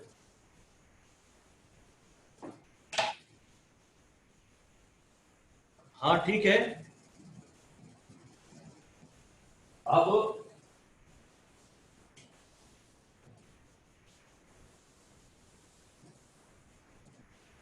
स्पीड निकालनी है मुझे। Total distance upon total time. Distance तो वही है 200 किलोमीटर। डिस्टेंस तो वही है 200 किलोमीटर। और जहां तक टाइम का सवाल है, तो पहले मैं देखता हूं कितना टाइम लग रहा था, उसमें मैं हाफ एन आवर और ऐड कर दूंगा। तो मैं वेलोसिटी का फॉर्मूला ले रहा हूं डिस्टेंस अपॉन टाइम, इसलिए क्योंकि स्पीड मैं कांस्टेंट ले रहा हूं, वरना मैं डिस्टेंस अपॉन टाइम तो कब का भूल चुका हूं। मैं उस dx/dt की बात करता हूं। तो हाँ, यहाँ थ्रू आउट इन डिस्कशंस में स्पीड कांस्टेंट, इसलिए मैं फॉर्मूला ले सकता हूं। v का फॉर्मूला है d/t और वेलोसिटी है 80 और डिस्टेंस है 200। जो पहले टाइम लग रहा था बिना रुके वो 20/8 आवर था, जगह वो 10/4 था, जगह 5/2 था, तो 2.5 आवर था। ये 2.5 आवर था, अभी 0.5 आवर और लग गया, तो 200/3। 400/3 भी आंसर ज्यादा आ रहा है। सर वे बैक है तो फिर वापस भी तो आएगा ना, तो 400 किलोमीटर हो जाएगा। मुझे आपकी बात सुनाई तो नहीं आ रही, अभी मैं सुनूंगा, पर मैं एक बात कह रहा हूं कि भाई अगर वो रुक के चलेगा तो उसकी एवरेज स्पीड थोड़ी कम हो जाएगी। आंसर थोड़ा कम आना चाहिए। सर हाँ सर वो भोपाल से इंदौर गया 200 किलोमीटर, फिर उसके बाद जब वापस आएगा तो 200 किलोमीटर और लगेंगे ना। अच्छा, नहीं पूरी जर्नी की नहीं मैंने पूछा, मेरा सवाल थोड़ा गलत हो गया शायद। मैं सिर्फ रिटर्न जर्नी की एवरेज स्पीड पूछ रहा हूँ। मैं सिर्फ रिटर्न जर्नी की एवरेज स्पीड पूछ रहा हूँ। आप ये ध्यान से देखिए, सिर्फ रिटर्न जर्नी की बात कर रहा हूँ। स्पीड है total distance upon total time. तो टोटल डिस्टेंस तो लौटते में भी उसने 200 किलोमीटर तय किया। आप देखना है टोटल टाइम कितना है। तो अगर वो 80 की कांस्टेंट स्पीड से चलता तो उसको 200 का डिस्टेंस ट्रैवल करने में 2.5 आवर लगते। 2.5 घंटे में वो इंदौर से वापस आ जाता, और उसे आधा घंटा और लगा। मैंने ये देखा velocity distance upon time. Velocity दी 80, डिस्टेंस है 200, इससे टाइम निकाला मैंने। क्योंकि ये किलोमीटर पर आवर में और ये किलोमीटर में, ये अपने आप आवर में निकल आएगा। तो मेरा जो टाइम निकल के आ रहा है वो आ रहा है 5/2 आवर्स, 2.5 आवर्स। तो इतना डिस्टेंस ट्रेवल करूं अगर मैं नॉन स्टॉप, तो मुझे 2.5 आवर्स लगते हैं। तो मुझे 2.5 आवर लगते, और अभी ये टाइम भी लेना पड़ेगा। ये डिस्टेंस 200 ही है और ये टाइम थोड़ा ज्यादा हो गया, तो मेरी स्पीड कम हो गई, 66.6 हो गई। लौटते समय मेरी एवरेज स्पीड कम हो गई, 66.6 हो गई। क्योंकि लौटते समय मैंने ब्रेक्स लिए, जाते समय तो मुझे बहुत अर्जेंसी थी तो मैं रुका नहीं, तो लौटते समय मैं पूरा रुका। मैं सिर्फ रिटर्न जर्नी की एवरेज स्पीड की बात कर रहा हूं। मेरा बस उसमें आपसे एक ही बात मुझे सिखानी थी कि एवरेज स्पीड या एवरेज वेलोसिटी जब निकालते हैं, एवरेज स्पीड या एवरेज वेलोसिटी जब निकालते हैं, तो अगर इस बीच कहीं बॉडी रुकी होती है तो वो टाइम में इंक्लूड करते हैं, बस ये सिखाना था। ये लाइन खाली आप लिख दीजिए। In calculation of average speed or average velocity, the time for which the body is at rest is also included. Average velocity या average speed की calculations में वह टाइम भी हम इंक्लूड करते हैं जितनी देर बॉडी रेस्ट पे रहती है। टोटल टाइम तो हमेशा पूरा ही लेते हैं, टाइम तो हम पूरा ही काउंट करते हैं। हाँ बोलिए श्रीमाई। Can you repeat it? I said that in calculation of average velocity or average speed, in calculation of average velocity or average speed, that time is also counted. That time is also counted for which the body is at rest. For which the body is at rest. Got it? Yes, sir. कोई question आपको ना समझ में आए जो मैंने कराया है तो वो आप मुझे बाद में व्हाट्सएप करके दोबारा पूछ सकते हैं कि सर इसे एक बार और समझा दीजिए। I have absolutely no issues अगर आप अभी भी कहते हैं कि सर एक बार फिर से समझा दीजिए, ठीक है, चाहे थियरी है चाहे क्वेश्चन है या whatever। पर रिक्वायरमेंट एक ही है कि बहुत ज्यादा आप आवर्स सेल्फ स्टडी के आवर्स बहुत ज्यादा बढ़ाइए। अगर आप 10 to 12 आवर्स सेल्फ स्टडी नहीं करेंगे तो you are not going to reach anywhere, कुछ भी नहीं होगा। आपका स्कूल परफॉर्मेंस भी बिगड़ेगा और कोचिंग परफॉर्मेंस भी बिगड़ेगा। 11th में 99% स्टूडेंट्स के साथ यही होता है कि 6 महीने बाद दे आर एट लॉस, उन्हें समझ ही नहीं आता क्या करें, क्योंकि ना तो कुछ कोचिंग में रिजल्ट आ रहे होते हैं उनके और स्कूल में भी परफॉर्मेंस कम हो जाता है। तो lot of self studies required. अभी तो हम बहुत स्लो स्पीड पे चल रहे हैं, अभी स्पीड थोड़ा और आप सेटल हो जाएं और वेरियस टाइप के क्वेश्चंस करने के बाद आपका थोड़ा एब्जॉर्प्शन बढ़ जाए तो फिर स्पीड हमारी और काफी तेज हो जाती है। जब ये बेस प्रॉपर डेवलप हो जाता है तो स्पीड बहुत तेज हो जाती है, ठीक है। नेक्स्ट क्वेश्चन ये लिखिए, a body is moving in a straight line, a body is moving in a straight line,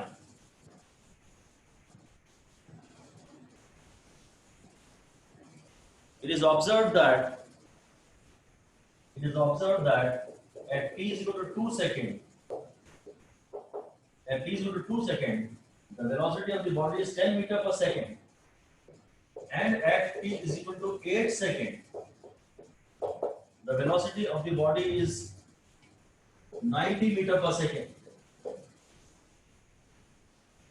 It is observed that t is equal to 2 seconds पे आपने जैसे ही स्टॉप वॉच ऑन की अपनी, आपने जब स्टॉप वॉच ऑन की उस time को हम t is equal to 0 कहते हैं। तो जब आपकी घड़ी 2 सेकंड दिखा रही है उस इंस्टेंट पे वेलोसिटी इतनी है, और जब आपकी घड़ी t is equal to 8 second दिखा रही है उस इंस्टेंट पे वेलोसिटी 90 मीटर पर सेकंड है। तो calculate the average velocity of this journey, calculate the average velocity of this journey.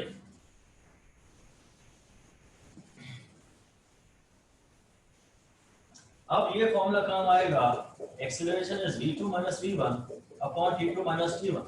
क्योंकि बॉडी स्ट्रेट लाइन में जा रही है इसलिए मैं इनकी डायरेक्शंस के बारे में ज्यादा सोच नहीं रहा, वेक्टर साइन में ड्रॉप कर रहा हूं। मेरी बात में वेलोसिटी है 90, शुरू में वेलोसिटी 10 और जब 90 है तो टाइम 8 है और जब 10 है तो वेलोसिटी 2 है, तो हो गया 80/6, जो हो गया 40/3, हो गया 13.3 मीटर पर सेकेंड।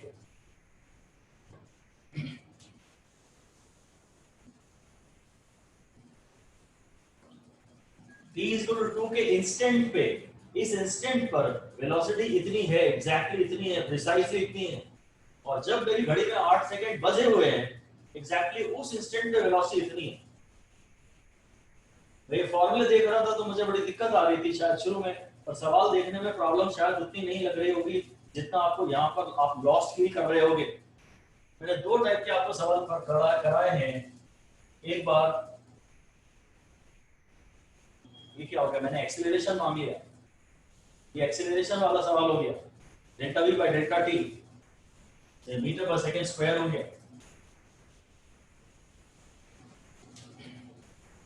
ये एवरेज एक्सेलरेशन हो गया, ठीक है। मैं फिर से सवाल ये क्लियर करा देता हूं आपको। मैं दो टाइप के सवाल देने की चाह रहा। एक सवाल ये कि एक इंटरवल, एक बार मैं टी एक इंटरवल देना चाहता और एक बार टी मैं एक पॉइंट ऑफ टाइम देना चाहता। हाँ, वो एवरेज वेलोसिटी भी मांग सकता है और वो एवरेज एक्सेलरेशन भी मांग सकता है, ठीक है। मैं फिर ये क्वेश्चन आपको दे रहा हूं, लिख दीजिए।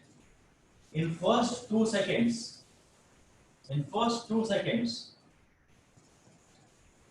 velocity changes by, in first 2 seconds delta t1, first 2 seconds एक इंटरवल है, 2 seconds velocity changes by 5 meter per second, and in next 3 seconds तो delta 2 3 seconds है, velocity changes by 15 meter per second. तो find the average acceleration. 4 meter per second square. Find the average acceleration. अब क्या है average acceleration? 4 meter per second square. Total change in velocity. Total change in velocity upon total change in time. ठीक है। तो पहले velocity में change ये है, मतलब मैं ये delta v1 plus delta t2 v2 upon delta t1 plus delta t2 ये फॉर्मूला लगा रहा। तो वेलोसिटी में चेंज पहले 5 है और वेलोसिटी में चेंज बाद में 15 है और टाइम का इंटरवल पहले 2 है और टाइम का इंटरवल बाद में 3 है। तो 20/6 इसका जवाब आ गया। 20/6 इसका जवाब आ गया। 10/3 3.33। 20/5 आएगा ना? 20/5 आया, सॉरी 20/5, that makes it 4। आप केवल ये समझिए कि कब आपको ये फॉर्मूला लगाना है डेल्टा वाला, उसमें प्लस आता है, बड़ी प्रॉब्लम है। एक्सेलरेशन का एक फॉर्मूला होता है जिसमें दोनों माइनस होते हैं और एक फॉर्मूला होता है जिसमें दोनों प्लस होते हैं। मैं अगर इसमें डेल्टा वेल्टा ना लगाऊं तब तो बड़ा प्रॉब्लम हो जाएगी। आपको समझ में आना चाहिए कि यहाँ t1 और t2 इंस्टेंट ऑफ टाइम और यहाँ t1 और t2 interval of time, total change in velocity upon total change in time. ये यहाँ डेल्टा लगना चाहिए, तो डेल्टा से आपको प्रॉब्लम नहीं बचती उसके बाद। ये दोनों एक्सेलरेशन के फॉर्मूले हैं। ऐसे ही वेलोसिटी के दो फॉर्मूले हैं, एक x2 minus x1 upon t2 minus t1 और एक delta x1 plus delta x2 upon delta t1 plus delta t2। यहाँ माइनस माइनस है, यहाँ प्लस प्लस है, आप सिर्फ बुझाते रह जाओगे, परेशान हो जाओगे। यहाँ दोनों में माइनस है, यहाँ प्लस है, यहाँ माइनस है, यहाँ प्लस है, तो इनिशियली हो सकता है वो आपको इरिटेट कर दे। ये चैप्टर बहुत लंबा है और बहुत कुछ अभी उसमें पढ़ना है। उस लिहाज से जो हम बातें कर रहे हैं वो अभी इनसिग्निफिकेंट बातें कर रहे हैं। These are not of much significance, not of much importance, परंतु क्लैरिटी नहीं होगी तो कॉन्फिडेंस नहीं आएगा। आगे की चीजों में भी फिर आप पूरे दिल से पढ़ नहीं पाओगे, उसके लिए क्लैरिटी जरूरी है। कभी किताब में एक भी बार आपकी नजर पड़ गई ना, जो फॉर्मूला इन्होंने दोनों प्लस प्लस दे दिए, तो आपका दिमाग खराब हो जाएगा। और एक बार दिमाग खराब हुआ तो फिर आप आगे कॉन्सेंट्रेट नहीं करते, आप बहुत जल्दी, आपको गुस्सा आ जाता है एंड बहुत जल्दी आप गिव अप कर देते। May be you change the subject immediately, कुछ भी करते हो आप, बट उसके बाद आप परेशान तो हो ही जाते हैं। ठीक है, मेरे लिए ये बहुत ज्यादा इंपॉर्टेंट नहीं है माइनस माइनस वाले फॉर्मूले और प्लस प्लस वाले फॉर्मूले। बहुत इंपॉर्टेंट नहीं है, आपको कहीं किताब में दिख गए तो आप परेशान हो जाओ। ठीक है, मैं फिर से रिपीट कर रहा हूं कि T1 के बाद अगर x1 पे है पार्टिकल और T2 के बाद अगर पार्टिकल x2 पे है इंस्टेंट पर, तो एवरेज वेलोसिटी है x2 minus x1 upon T2 minus T। अगर इंटरवल T1 में उसने डिस्टेंस x1 चला और इंटरवल T2 में टोटल डिस्टेंस x2 चला, तो एवरेज वेलोसिटी है x1 plus x2 upon T1 plus T2। ऐसे ही एक्सेलरेशन के भी दो फॉर्मूले हैं। अगर इंस्टेंट T1 पर वेलोसिटी v1 है और इंस्टेंट T2 पर वेलोसिटी v2 है, तो एक्सेलरेशन है v2 minus v1 upon T2 minus T1। हमें तो बेसिकली ये देखना है कि कितने टाइम में कितना चेंज हुआ। अब कहता है डेल्टा T1 में वेलोसिटी में चेंज हुआ v1 और डेल्टा T2 में चेंज हुआ v2, चेंज दे दिया, तो total change upon total time is the basic formula. कई बार देता है वो पोजीशंस, कई बार वो देता है पोजीशंस। देखो ये है, एक बार ये कहता है कि इंस्टेंट T1 पर ये पार्टिकल की पोजीशन x2 है और इंस्टेंट T2 पे ये है T2, ये ओरिजिन है। अब आपको जो एवरेज वेलोसिटी चाहिए, अब जो वेलोसिटी चाहिए वो ये वाला displacement x2 minus x1 upon T2 minus T1 होगा ना। और एक कहता ये है कि ये डिस्टेंस डेल्टा x1 है और ये डिस्टेंस डेल्टा x2 है, ये और ये टाइम भी दिए हुए हैं कि ऐसा होने में टाइम T1 लग रहा है। अब तो इसे डेल्टा कहने की जरूरत नहीं क्योंकि डायग्राम में दिख रहा है। अब जो एवरेज वेलोसिटी आएगी वो total change in position, total displacement upon total time आएगी। ये दोनों डायग्राम बना लीजिए, इससे चीज आपको ज्यादा क्लियर हो जाएगी। इंस्टेंट T1 पे पार्टिकल की लोकेशन ये है और इंस्टेंट T2 पे पार्टिकल की लोकेशन ये है, तो इतने टाइम इंटरवल में उसमें डिस्प्लेसमेंट इतना होगा, इतने टाइम इंटरवल में डिस्प्लेसमेंट इतना हुआ, इसलिए माइनस माइनस। तो टाइम T1 में पार्टिकल इतना चला और उसी के जस्ट बाद टाइम T2 में पार्टिकल इतना चला, तो total change in position upon total change in time upon time taken, ये अब आपको ज्यादा क्लियर हो जाएंगे। T1 and T2 are instants of time and this here T1 is the length of time। यहाँ फिर से लिख सकते हैं आप कि यहाँ पे T1 and T2 are instants of time और यहाँ पर T1 and T2 are duration of time, interval, ये टाइम इंटरवल है, length of time interval, length of time interval, ये है कहानी। अब ये आपको एकदम क्लियर हो गई। हालांकि ऐसे बहुत सारे न्यूमेरिकल आते नहीं हैं,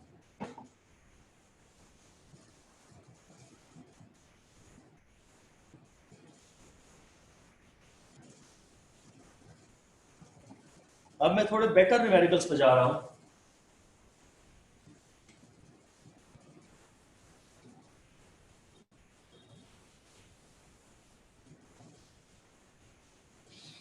लिखिए,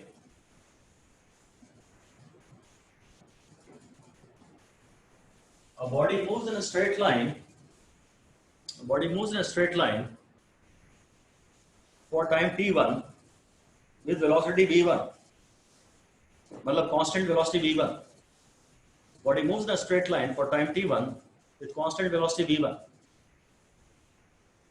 and for time t2 उसी के जस्ट बाद and for time t2 with constant velocity v2। ठीक है, पहले 5 मिनट शायद कांस्टेंट वेलोसिटी v1 से बॉडी चली, फिर बाद में v2 से चली, where v2 is less than v1, जहां v2 v1 से 1 कम है। तो पहला पार्ट तो ये है कि represent it on a graph, vt graph. इसका vt ग्राफ बनाइए, पहले वेलोसिटी v1 पे कांस्टेंट है, फिर वेलोसिटी v2 पे कांस्टेंट है, आप इसका ग्राफ बनाइए। vt ग्राफ शायद ऐसा बनेगा, ऐसा मेरे ख्याल से। टाइम t1 के लिए वेलोसिटी v1 पे कांस्टेंट है, ये वेलोसिटी v1 पे कांस्टेंट है, और बाद में टाइम t2 के लिए में भी टाइम t2 के लिए वेलोसिटी v2 पे कांस्टेंट है, उसने कहा था v2 is less than v1।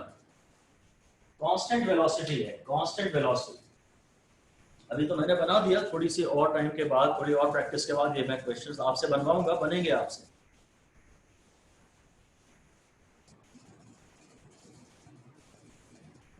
और जब जिसका मन करे अपनी कॉपी कैमरे के सामने रख दो, यहां से मुझे दिख जाता है सब कुछ।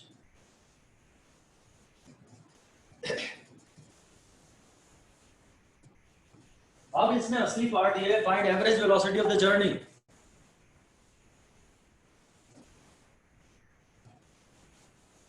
जर्नी की average velocity.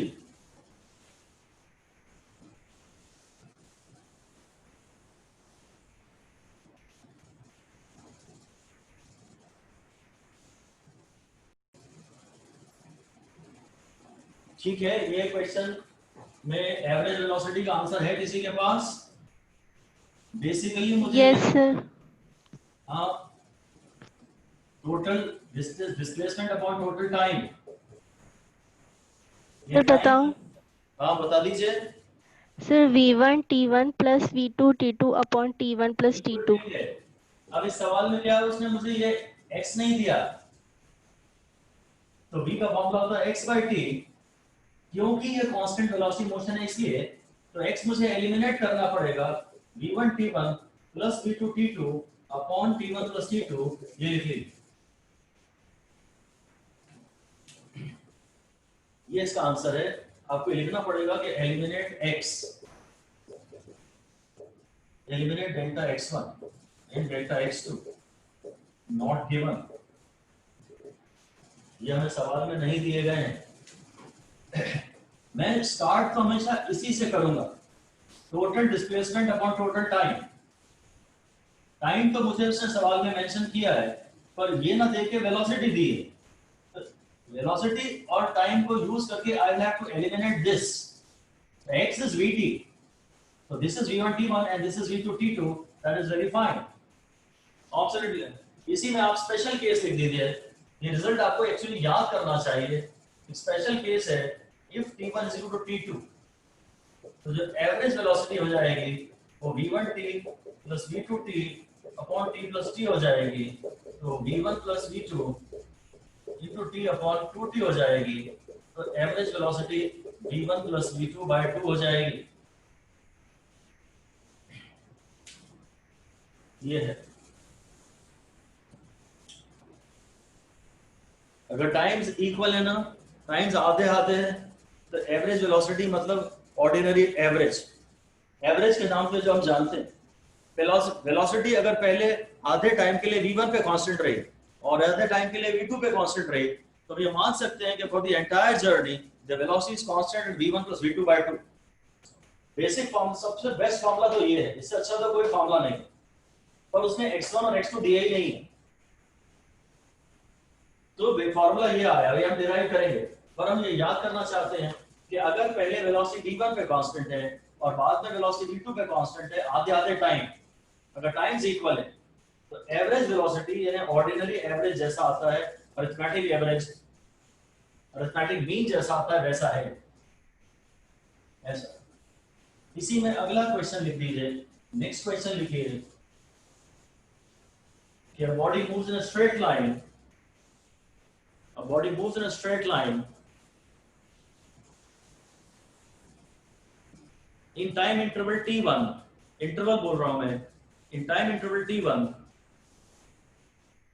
its velocity changes by v1, its velocity changes by v1, and in the next time interval t2, in the next time interval t2 its velocity changes by v2,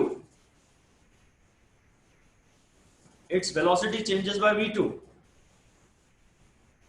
Calculate the average acceleration, calculate the average acceleration। v1 plus v2 upon t1 plus t2।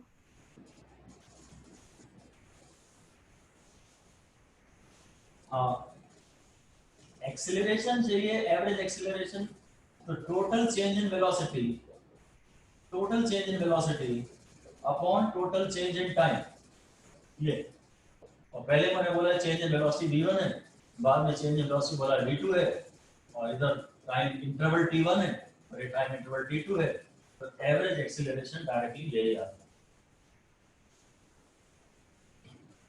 है। Average acceleration ये आ गया, total change in velocity upon total change in time. ठीक है, अब next question ये लिखिए, a body moves in a straight line, the body moves in straight line with constant acceleration a1, with constant acceleration a1 for time t1, constant acceleration a1 for time t1, and with constant acceleration a2, and with constant acceleration a2 with for time t2, a2 for time t2.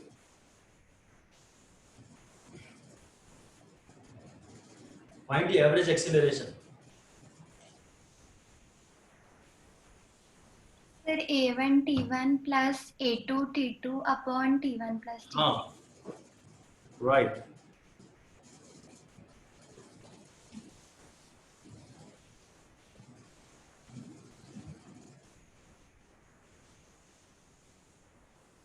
अभी acceleration पूछ रहा है, तो total change in velocity, total change in velocity upon total change in time. आपको ज्यादा फॉर्मूले ना यही लगेंगे मोस्टली। एक्सीलरेशन का ये जो फॉर्मूला था ना, ये हमें न्यूमेरिकल्स में ज्यादा नहीं लगेगा, या तो सॉरी मैंने वेक्टर साइन टाइम पे गलत लगा दिया, ज्यादातर यही लगेगा एवरेज निकालने में। एवरेज निकालने में आपको ज्यादातर यही लगेगा। अब ये मुझे वेलोसिटी, इसका ग्राफ अगर मैं बनाता ना तो ऐसा बनता कि एक्सीलरेशन पहले a1 पे कांस्टेंट है, अगर at ग्राफ में इसका बनाता ना तो एक्सीलरेशन पहले a1 पे कांस्टेंट है और बाद में भी a2 पे कांस्टेंट है, ऐसा इसका ग्राफ बनता।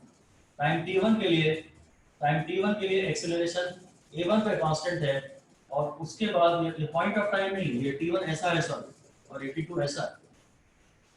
यहाँ t1 नहीं लिखेंगे, नहीं तो पॉइंट ऑफ टाइम हो जाएगा। एनीवे, फिर से एक्सीलरेशन का फॉर्मूला देखते हैं, v by t टाइप होता है कुछ, तो v होता है at। मुझे उसने वेलोसिटी में चेंज नहीं दिया है, ये वाला टर्म मुझे एलिमिनेट करना पड़ेगा। तो मैं इसे a1 t1 plus a2 t2 upon t1 plus t2 कह सकता हूँ। ये एवरेज एक्सीलरेशन, बॉडी कभी इस एक्सीलरेशन पे चल रही है, कभी इस एक्सीलरेशन पे चल रही है। आप ये मान सकते हैं कि ये लगातार ये एवरेज एक्सीलरेशन, पूरी जर्नी इस एक्सीलरेशन पे हुई। आप ये सिंपलीफिकेशन कर सकते हैं, न तो बॉडी कभी a1 पे चली, न तो कभी बॉडी a2 पे चली। थ्रू आउट द जर्नी, पूरी जर्नी उसकी एक्सीलरेशन इस वैल्यू पे कांस्टेंट रहा, इसको एवरेज कहते हैं। और आप समझते ही हैं इसमें, if t1 is equal to t2, तो a1 is equal to a2। Sorry, जो एवरेज एक्सीलरेशन है, वो a1 plus a2 by 2 आ जाएगा, ऑर्डिनरी एवरेज, अरिथमेटिक मीन। ठीक है, एक लास्ट क्वेश्चन कर लेते हैं, लास्ट क्वेश्चन कर लीजिए। A body moves in a straight line, body moves in a straight line and covers a distance x1 in time t1, covers a distance x1 in time t1,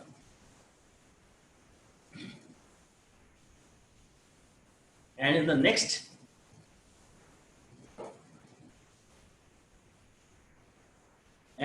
time t2, it covers a distance x2, next time t2 it covers a distance x2। Direct distance ही दे दिया मैंने।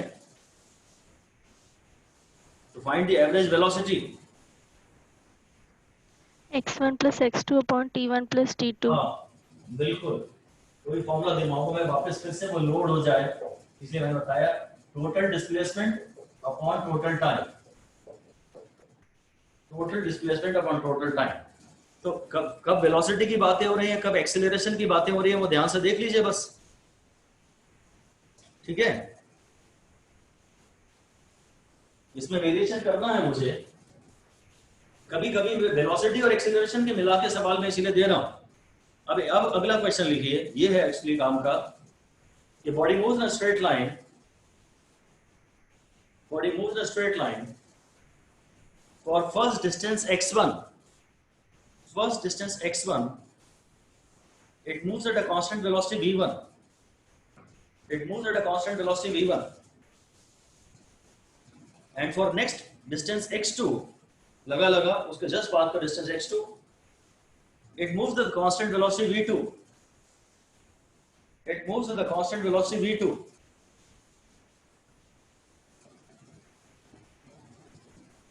Find the average velocity of the journey.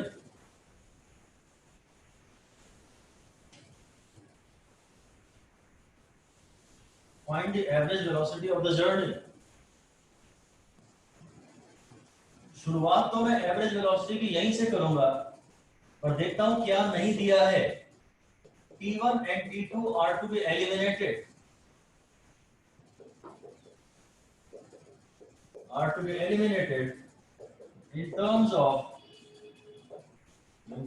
V1 and V2. X1 और X2 तो मुझे eliminate नहीं करने हैं, वो तो सवाल में दिए हैं उसने मुझे. ठीक है, तो फॉर्मूला तो फिर से मुझे यही लिखना पड़ेगा, और इसमें मुझे t एलिमिनेट करना है, तो मैं t को लिख लूंगा x by v. इसलिए अगर मैं यहां आ जाऊं तो x1 और x2 तो सवाल ने मुझे दिए थे. t1 की जगह मैं लिख सकता हूं x1 by v1 और t2 की जगह मैं लिख सकता हूं x2 by v2. This is the answer.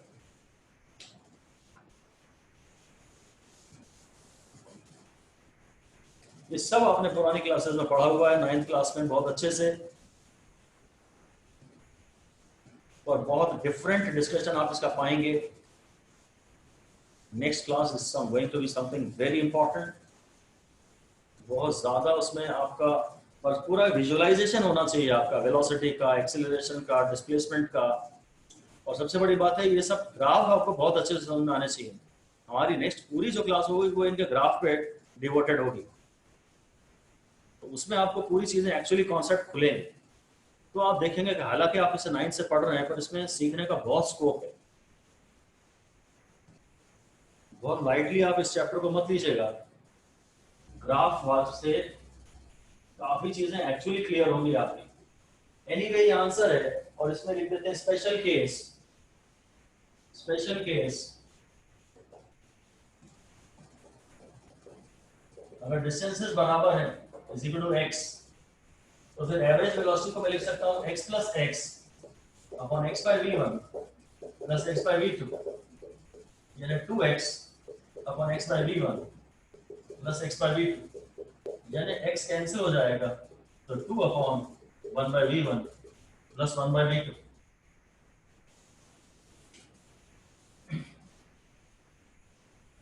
तो v बार को लिखने को तो मैं ये ऐसे ही याद होना चाहिए आपको.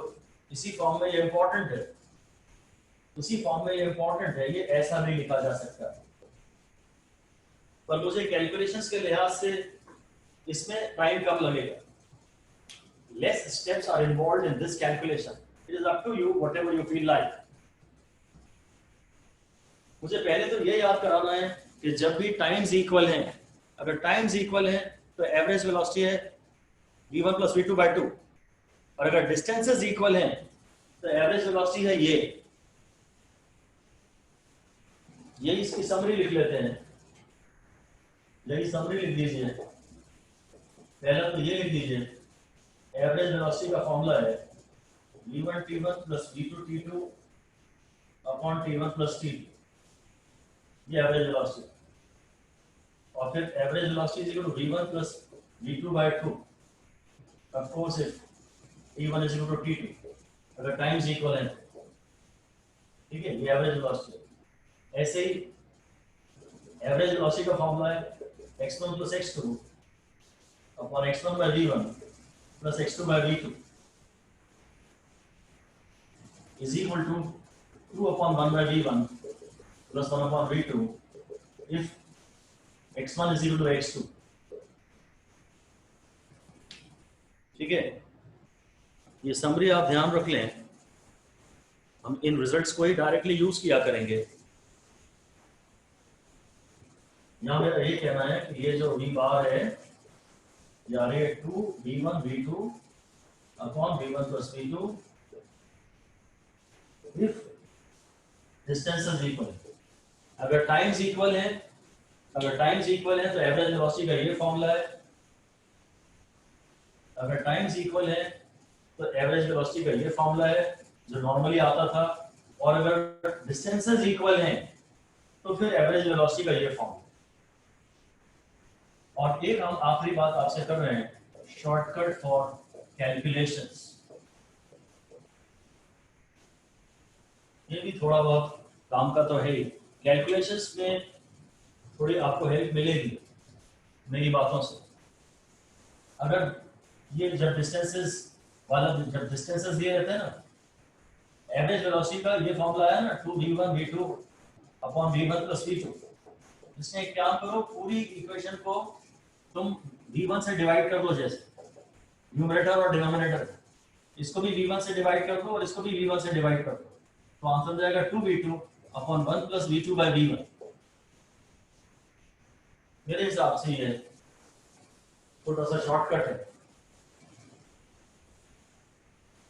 अगर 3 इंटरवल्स में वेलोसिटी दी होती, 3 इक्वल इंटरवल्स, मतलब 3 इक्वल, सेकेंड केस ले रहा हूं मैं इसको, सेकेंड केस कह रहा हूं, if x1 is equal to x2 is equal to x3, time नहीं डिस्टेंसेस, तो एवरेज वेलोसिटी आएगी 3 upon 1 by v1 plus 1 by v2 plus 1 by v3।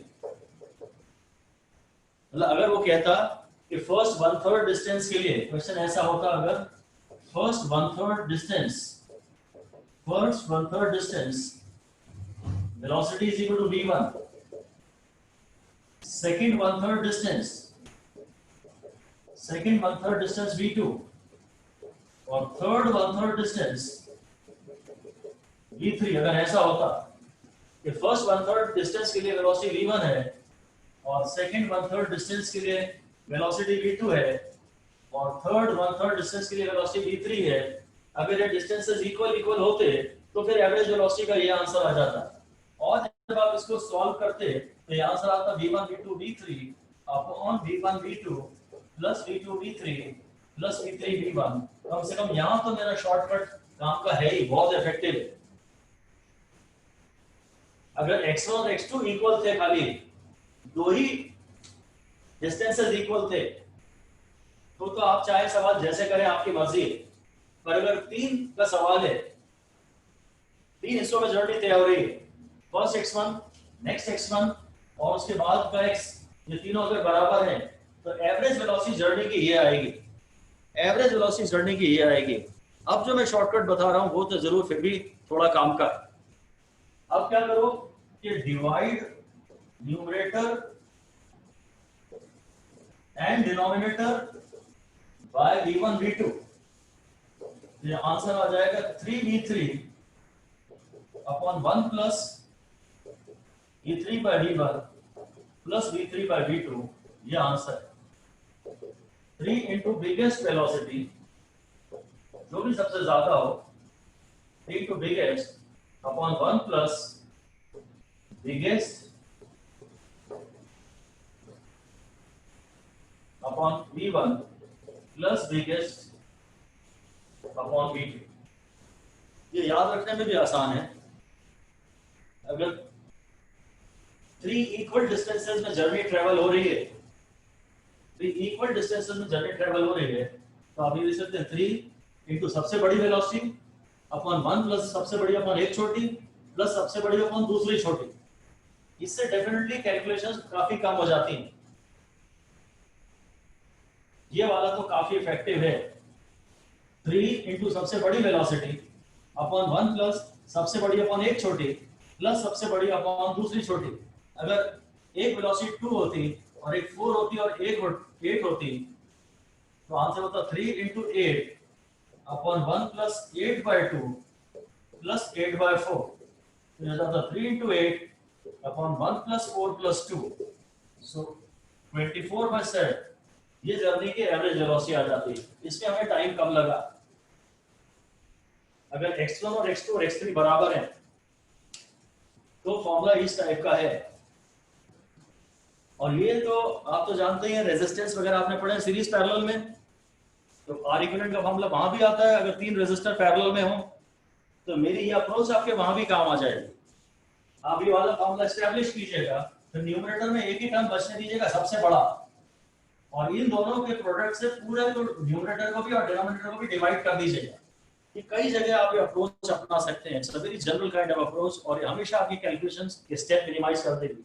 यहाँ आप 4 प्रोडक्ट लेते, फिर 2 प्रोडक्ट के 3 पेयर लेते, फिर इन्हें ऐड करते, फिर डिवाइड करते। यहाँ आपको खाली ऊपर 2 प्रोडक्ट लेने, फिर ये डिवाइड, एक डिवीजन ऐड करके डिवाइड करना है। इसमें number of steps come involve है, कैलकुलेशंस का स्टेप्स कम है तो सिली मिस्टेक से चांसेस भी कम है। एनीवे, एक बार लास्ट बार फिर मैं अपनी समरी आपको बोल रहा हूँ कि अगर डिस्टेंसेस इक्वल हैं तो 2v1 v2 upon v1 plus v2, और अगर टाइम्स इक्वल है तो v1 plus v2 by 2। और ये देख लेना कि एवरेज वेलोसिटी की बातें हो रही हैं कि एवरेज एक्सेलरेशन की बातें हो रही हैं, ठीक है। अगर एवरेज एक्सेलरेशन का सवाल होता तो v1 t1 plus v2 t2 upon t1 plus t2 हो जाता। एवरेज एक्सेलरेशन का क्वेश्चन है कि एवरेज वेलोसिटी का क्वेश्चन है, आप ध्यान से देख लेना। एवरेज वेलोसिटी में 2 केस बनते हैं, अगर टाइम्स इक्वल है तो v1 plus v2 by 2, और अगर डिस्टेंसेस इक्वल है तो 2v1 v2 upon v1 plus v2। So that is all for now. Thank you. Right? Thank you.